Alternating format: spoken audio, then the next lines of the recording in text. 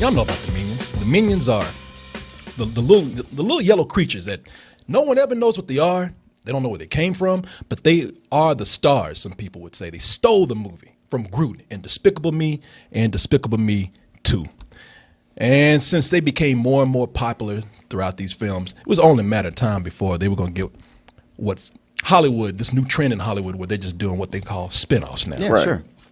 You got kind of two camps of people. Some people say, man, that Groot is all right, but those Minions, man, get on my fucking nerves. And then some people say, you know what? I can deal with the Minions. Mm-hmm. In fact, I wish they just kind of take Groot out of it because I'd like to see. What'd you call him? What's his name? What'd you call him? I'll call him. Did I call him that fucking tree? You did. Yeah. What's his name? Gru. Yeah. Okay. Well, there you go, people. Take the mick off my name. I can't even remember his name, so that shows you what camp I'm in. I'm asking for a whole Minions movie. That's all I want. But sometimes you regret what you asked for. From the very beginning, one of the things that you're going to notice with Minions over the Despicable Me movies is that it's a little edgier because it's somewhat a little darker. I mean, there's so much death.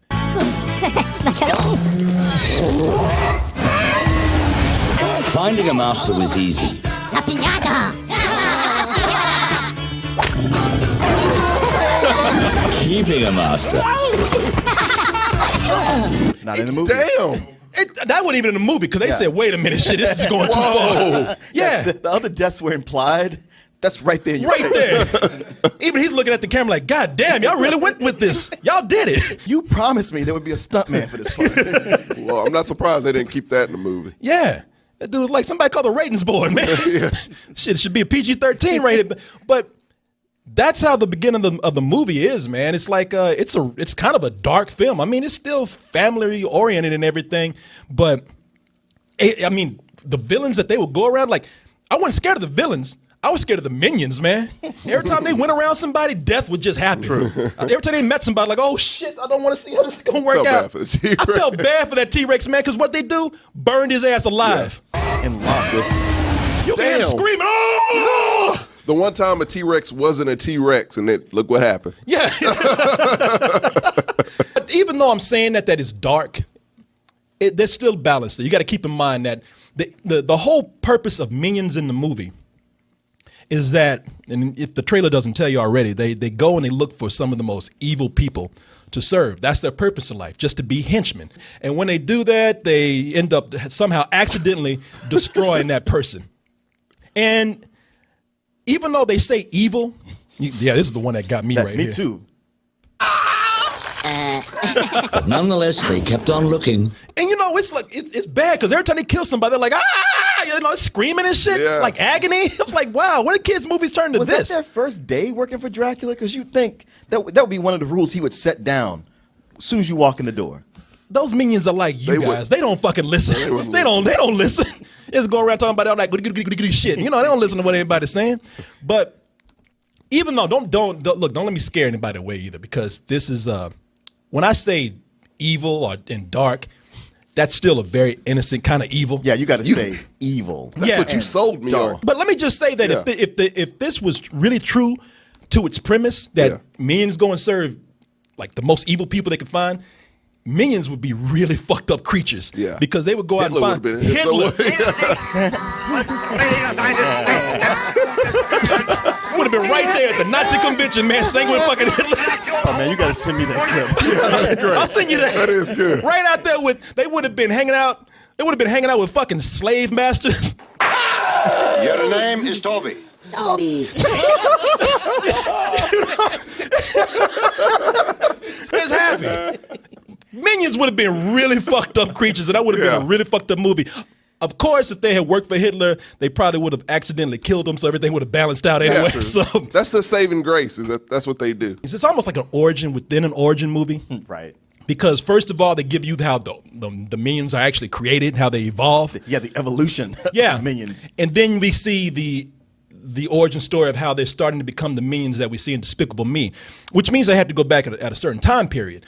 And in the movie, you have three of them. I think it's Bob, Kevin, and Dave. Yeah. They come to America, 1968. No, England. Well, No, before they go to that's right. America. They start with America. You're right. Motherfuckers always trying to fuck up on the chipmunks. Now he just think I'm wrong about everything. when they arrive in America, being that it's 1968, it's a cool period to work with because you get to hear all the cool music from that period, and also a lot of the characters are designed with their costumes and clothing, and all the architecture and everything is designed around that period too, and it's a lot of fun. I would say the only thing in this clip that I'm about to show you that is probably a little too. It's probably just a little too pushy or something that's just a little too obvious. It's like, hey, you have to find out how they find other things, like the origin of those blue jean overalls that they always wear. No, la patemano. Profiterol. No. Ah, la ciporata. That's where they came from. Yeah. Pakarino, Kashmiri. You know, I got to say something. If you notice at the beginning of this clip, I was talking about the music and everything. What do you hear? This movie had you, and then they played Jimi Hendrix. Jimi Hendrix. Yeah.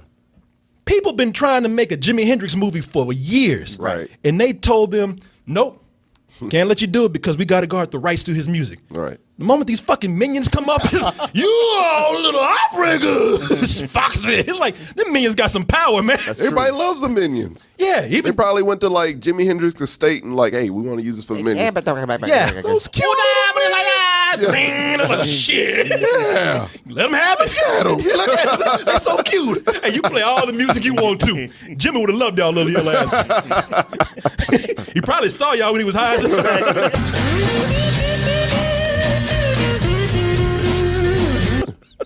My corn pops is talking to me.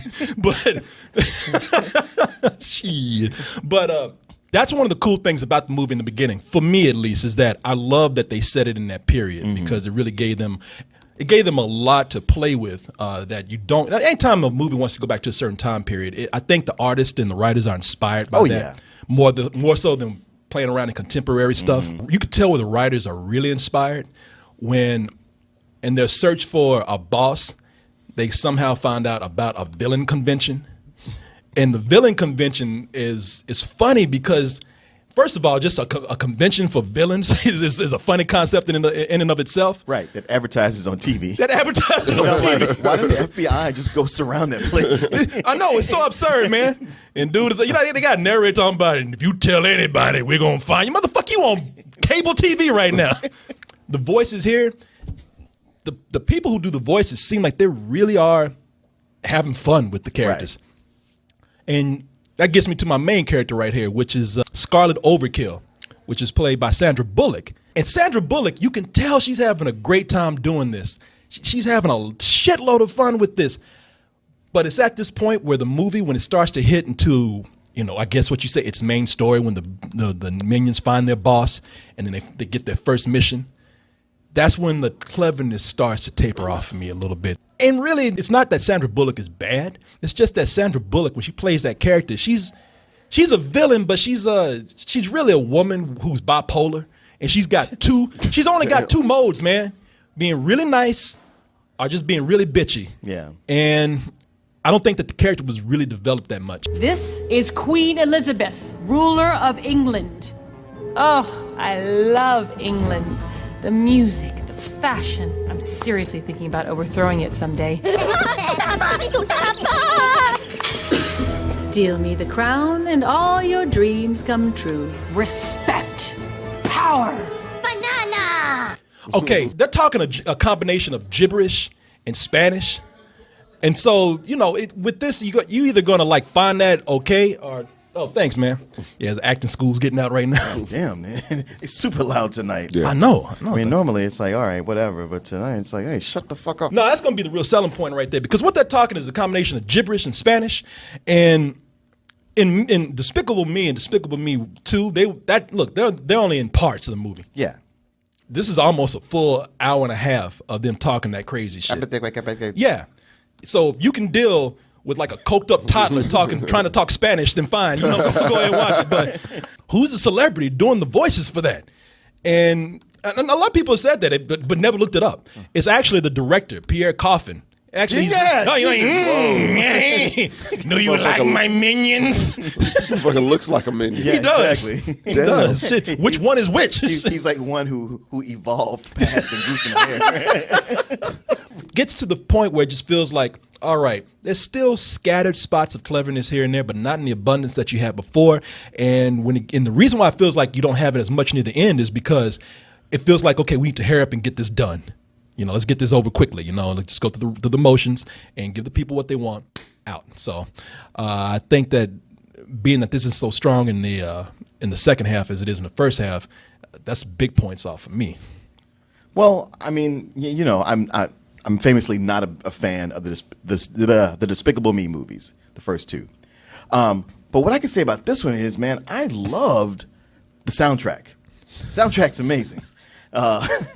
Everything else that I thought was good or funny about this movie is in the trailer. I'm sorry to say. I mean, all that stuff in that long trailer we got to see, where with all the good stuff, that's like the first part of the movie. Yeah. And it's kind of like, I'm going through it. I'm like, yeah, okay, I've seen it. Dang, I'm not enjoying it as much because I know what's happening. And you're right. When they travel with that family, once they get to Villain Con, it's like the movie just steadily loses its cleverness and it becomes just formulaic and rote. And it just like I started on kind of like all right, okay, I'm in this. Until I was just kind of like, fuck, this is just the feeling I get when I watch those Despicable Me movies. Maybe, probably not. But maybe I could have just let it slide and be like, well, whatever. But we just saw Inside Out. Well, we got reminded what these movies can be. Martin, I have to say, man, and I'm not trying to counter you. I'm not. The thing is, but here's the deal, man. I knew you were going to do this. You just saw Inside Out. And you're going to try to hold this movie on a higher standard than what it needs to be. Everything doesn't need to be all insightful and deep and emotional. No, it this doesn't. is just fun. Yeah. It's just fun, Martin. It's silly. It's just boring. And sitting on, but you know what? Maybe for you. Yeah. I can only speak for myself. You know what, Martin? And I can speak for you too, man. You haven't really embraced you haven't embraced your fun side in a long time, man. Sure I and have. And I just let me just say this, people. I'm giving this a matinee, and it's just a matinee. It's a fun matinee, but it's just a matinee. Like I said, Martin, I'll agree with you, man. Missed opportunities. You're right. I do think over and over. I didn't think it was over. No, I think it was scattered with really funny parts in between. It just wasn't as fast as it was in the beginning. But for me, it's a matinee, Martin. What would you do with this? Oh, well, you give it a matinee. I'd give it a really high rental. Trying to inch that towards my matinee a little bit more so I won't say shit? No. It's I give it a high rental, but I can't go any further than that. I mean, honestly, it's only an hour and a half, and that last 20 minutes, I just wanted it to wrap it up because I was like, you know what? You're on the fast track to wrapping it up, but just make it a little faster because you have these characters. Scarlet Overkill. You watch the trailer, you go like, wow, I can't wait to see what she's gonna do. Well, sorry, she don't do much. She don't really do much. You're right. You're right. But again, the movie's lighthearted. Look at him playing with a noose and everything, man. It's Really lighthearted. It's lighthearted, man. Like he's wearing his thong, his ass cheeks hanging out. He's having a threesome with two hydrants, man. Come on, man. They just. I understand how they want to market it to the most people possible, but they just make it so safe that it's like bland oatmeal at some point. You mean a threesome with two fire hydrants? That's safe, man. That's edgy right there. So is it a lot of that? It is scattered in there, but see, Tommy, what I want, it's Tommy, a shitload of that. Tommy, what I'm trying to do is, I'm not mad at him, man. Right. I love this man. You know that. Yeah, you know that. Y'all go back. Too. So I just don't want you to miss out on this time in your life when you need to lighten up and have some fun, man. I don't want your blood pressure to get high. I mean, come on, man.